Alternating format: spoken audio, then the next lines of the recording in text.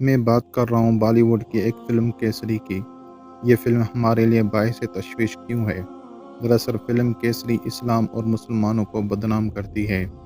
ایک تاریخی واقعے کی گرد جھوٹی کہانی بنتی ہے جس میں مسلمان دشمن اور ولن ہے اور اسلام کٹہرے میں کھڑا ہے۔ آج کل سیاسی یا متعصبانہ مقصد سے تاریخ کو بدلنے کی کوشش کی جاتی ہے۔ یہ کوشش عموماً اسلام کو بدنام کرنے اور مسلمانوں کی خدمات کو بے قلم مسترد کرنے کے لیے کی جاتی ہے۔ اس کی تازہ مثال فلم کیسری ہے۔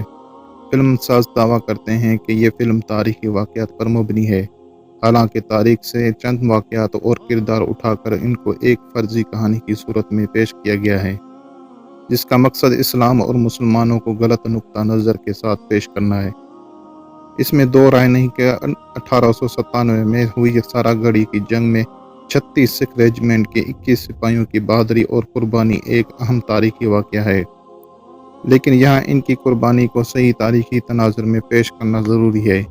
دراصل سالہ گڑھی کی جنگ، جسے برطانوی تاریخ دانوں نے شمال مغربی سرحد کی بغاوت کا نام دیا ہے، وہ برطانوی سامراج کے خلاف ہندوستانیوں کی جنگ آزادی تھی۔ یہ جنگ جس علاقے میں لڑی گئی اور جس کو فلم میں پیش کیا گیا ہے، وہ اس وقت پاکستان کے شمال مغربی سرحدی صوبے میں واقع ہے۔ لیکن یہ یاد رکھنے کی بات ہے کہ 1897 میں پاکستان کا وجود نہیں تھا اور یہ علاقہ ہندوستان کا ہی صوبہ تھا۔ اورکزئی اور آفریدی پٹھان جنہوں نے سارا گڑھ پر حملہ کیا تھا، وہ اس صوبے کی تراوادی کے باشندے تھے۔ وہ اتنے ہی ہندوستانی مجاہد آزاد تھے جتنے خان عبدالغفار سرحدی گاندھی، جنہوں نے اس جنگ کے 14 سال بعد اسی صوبے میں گاندھی جی کے ساتھ مل کر ستیہ گرہ کیا۔ پاکستان کی مانگ پہلی مرتبہ سارا گڑھ کی اس جنگ کے 36 سال بعد 1933 میں چودھری رحمت علی نے تیسری گول میز کانفرنس میں رکھی تھی۔ 1891 میں اسی جنگ سے 6 سال پہلے انگریزوں نے میرنزئی ایکسپیڈیشن کے نام سے ایک فوجی مہم چلائی تھی، جس کے تحت انہوں نے اس علاقے کے پٹھان قبیلوں کو قابو میں کرنے کے لیے شمال مغربی سرحدی صوبے میں سمان نامی کوئی سلسلے پر قبضہ کر لیا تھا۔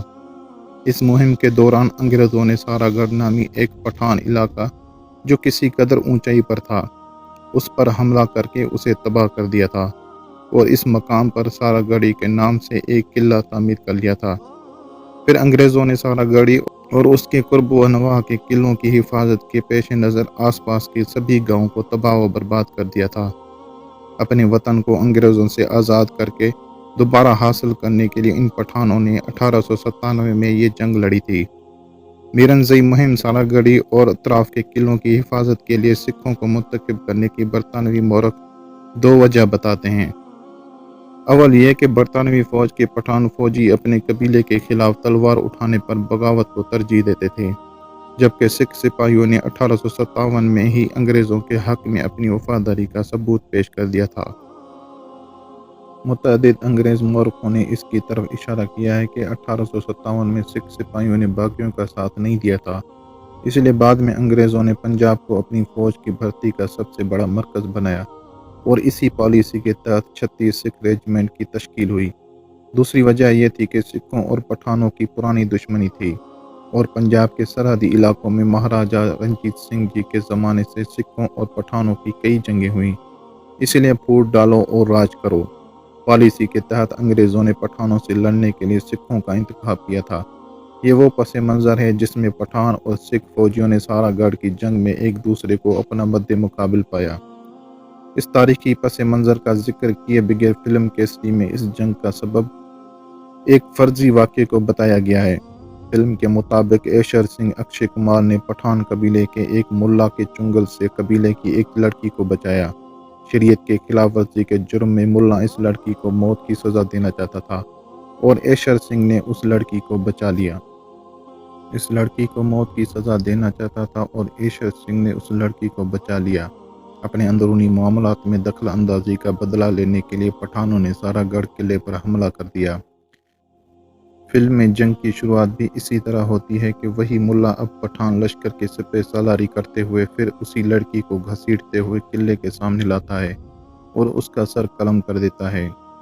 ان دونوں ہی موقعوں پر یہ دکھایا گیا ہے کہ ملا سورہ فاتح پڑھتے ہوئے لڑکی کے ساتھ بربریت اور پھر اس کا قتل کر دیتا ہے۔ جبکہ سورہ فاتحہ سے اس واقعے کا کوئی تعلق ہی نہیں ہے۔ یہ صرف ان کے لیے دکھایا گیا ہے کہ دیکھنے والوں پر یہ اثر پڑے کہ یہ ظلم و جبر قرآن کے احکامات کے مطابق ہو رہا تھا۔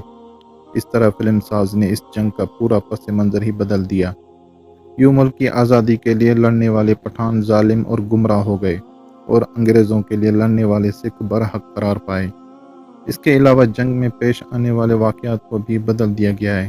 مثلاً تاریخی شواہد کے مطابق جنگ کے دوران پٹھانوں نے سکھوں کی قلیل تعداد کے مد نظر سکھوں کو قلعہ چھوڑ کر جانے کا موقع دیا، لیکن بہادر سکھ سپاہیوں نے قلعہ چھوڑ کر جانے سے انکار کر دیا۔ پھر قلعہ کی اونچائی کا فائدہ اٹھا کر اس کی مضبوط دیواروں کی آڑ لے کر سکھوں نے اس وقت کی جدید ترین ہیزی مارتینی بندوقوں سے پٹھانوں پر گولیاں برسائیں۔ آزادی کے متوالے پٹھان اپنی تلواریں اور دیسی جزیلے رائفلیں لے کر بے خوف آگے بڑھتے رہے اور گولیوں کا شکار ہوتے رہے۔ تقریباً 200 پٹھان سپاہی اس مہم میں شہید ہوئے۔